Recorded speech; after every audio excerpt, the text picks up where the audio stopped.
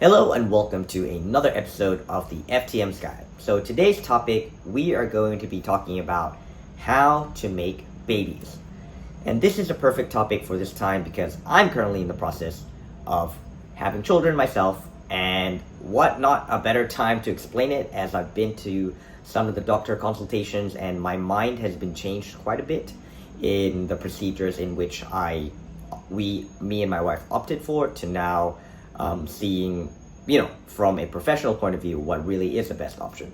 So today I'm going to be primarily covering IVF and IUI, but the available options for trans men is, of course, if you haven't got your reproductive organs taken out, you can still have children naturally and carry a baby to full term if you want to, or you can also opt for surrogacy. Now, let's get into the topics of IVF versus IUI. Now, the biggest difference between IVF and IUI, which you probably do know, is that IUI is intrauterine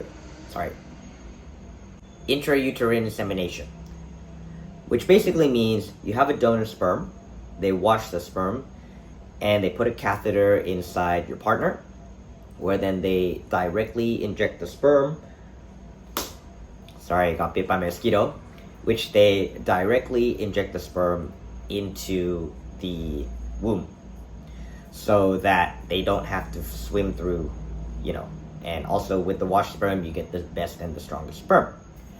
In IVF and I'm explaining it in the most simplest terms. In IVF is basically where they collect you or your partner's eggs, and they then collect the donor sperm, which they wash the sperm again because they want the best sperm, and then it is in a test tube, and then they directly have the sperm meet the egg in the test tube, then create little embryos, then transfer that embryo, because the embryo is already fertilized, directly into the womb so that it attaches themselves.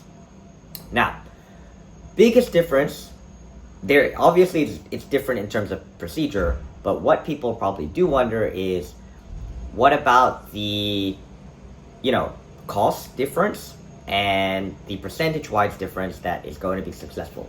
Biggest difference between IUI and IVF, first, is definitely cost difference. IVF is probably 4 or 5 times more expensive than IUI. IUI is relatively a cheaper option, and it's probably an option which is better for younger couples because everyone and doctors, they also recommend that if you're younger than 31, maybe IUI is a better option for you if you're still on a budget, because it is much more affordable, it's less invasive, and it's very easy to, if it fails, to then recover and do it again, because it's very minimally invasive. All you have to do is just put the catheter inside and then inject the sperm. IVF, on the other hand, it's quite invasive. So it starts with having to inject the partner who is going to collect the eggs with hormones, and then, tracking their cycle, in which I know the hormones does take a toll on the body. It makes you increasingly tired, it makes you a little bit more cranky. It's hormones going into your body in order to maximize the eggs for egg collection. After that, then your partner or you will have to go under anesthesia to then collect the eggs. After that, after the eggs are collected, then you would have to introduce the sperm to the egg for then, the eggs to get fertilized in order to create embryos. Then after you create the embryo, then there's the transfer of the embryo to the womb in order for the embryo to attach. Now, it's a much longer process, but with a longer process, the percentage of actually getting a baby is higher. So if I put the success rates for IUI and IVF, do they have to do construction now? The success rate for IUI is around 10%, even less sometimes, 7 to 10%. The success rate for IVF is anywhere between 25 up to 70%, depending on the clinic or the fertility specialist that you go to. And a lot of factors come into play with the success rate of IVF. It can be due to age, due to how healthy your partner or your womb is, how healthy the eggs are, a lot of things. And what the fertility clinic can advise or help you is they can give you all these different hormones, vitamins, everything to help increase the chances of getting a success rate. Whereas for IUI, it's the same. They can give you the vitamins and everything, but the success rate is relatively lower.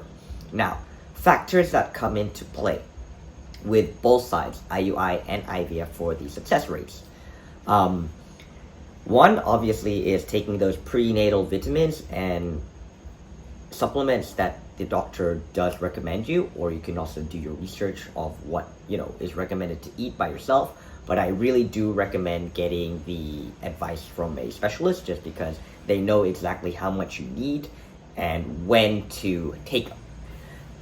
And this is some of the things that can help maximize the percentage of getting a successful child. Another thing is the health of your partner. It's best to have their I don't know what it's called, but maybe their reproductive organs checked on, just to see that everything's healthy, and also that the donor sperm is very healthy as well. Now, deciding on whether IVF or IUI is the right choice for you. For me, I had my mind changed, because initially I was always just like, okay, IUI, because it's minimally invasive and it's very cost friendly. What ended up making me change my mind was IVF. It's best if you want to have more than one child, in which my case it is, because you can freeze the embryos in order. So for example, once one child is born and you still have another embryo, maybe you can wait 2-3 years, and when you're ready to have the child again, you can then do it again. The only factor, obviously, is the percent chance of, after you defreeze the embryo and try to get attached again, the percentage that the child is going to attach. Or, for example, another thing that I really did consider was, with the percentage rate of IUI, that you might not get a child on the first 3 tries. But with IVF is, if, for example, you have 5 fertilized embryos, if the first child does not attach, then you still have some safe there to be able to do it again. I know ethically there's a lot of debate in terms of this topic, but IVF, in the long run, if you put out the risk and everything, and the fact that you might want to have more than one child, it's more, in the long run, if IUI isn't successful, IVF is actually the better option in terms of success rate and budget. And also for IVF, the best thing about IVF is, if you haven't taken out your sexual reproductive organs and you would like to have a child with your DNA, you can still collect your eggs, and you can then use your egg and get it fertilized and then attach it in your partner's womb. And IUI, you can't do that. IUI is just purely your partner. You cannot take out eggs or anything, because it's the most natural procedure. So the good thing about IUI is very natural. It's basically just leaving the sperm in there to naturally fertilize the egg. So both these procedures, with the support of your fertility specialist, is they will look at your cycle, they'll let you know when you're ready, they'll let you know the date of when you have to come in to do each procedure, because egg collecting is very sensitive, and so is when you're, or in IUI case, when you're ready to get the sperm injected is when you're most fertile. These things will be advised by your specialist if you choose to go for these options. So another thing that you might have to consider when you're choosing between IUI and IVF is success rate is incredibly high if you're below 31, but it is a better option for people who do have fertility issues, and it is a better option for people who are a little bit older. Most notably, once you start getting over that 33, 34 age range, is IVF is a better option, because then IUI, the percentage of success is even lower. Now, IUI isn't bad. Like I said, IUI is cost friendly.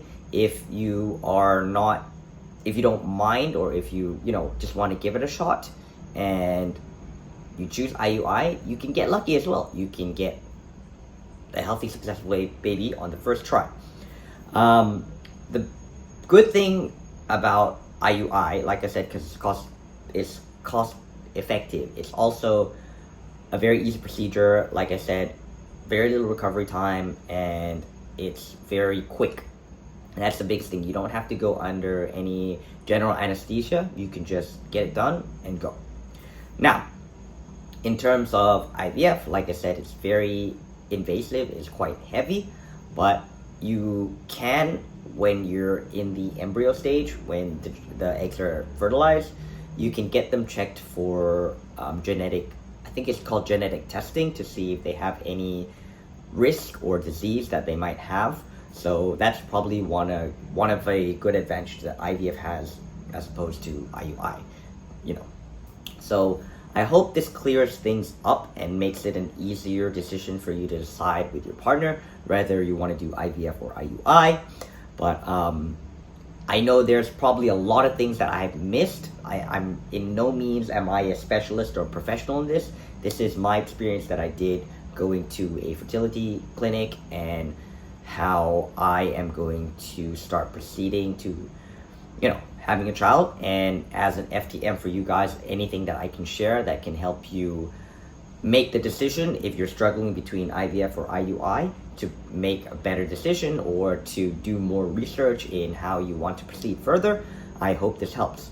Now, like I said in the beginning of the video, these aren't the only two options. There's also surrogacy and carrying a baby by yourself, but both of these require an egg and a sperm. So similarly to IVF and IUI, please do your homework. I am at no means am I a professional in terms of advising about this, but yeah.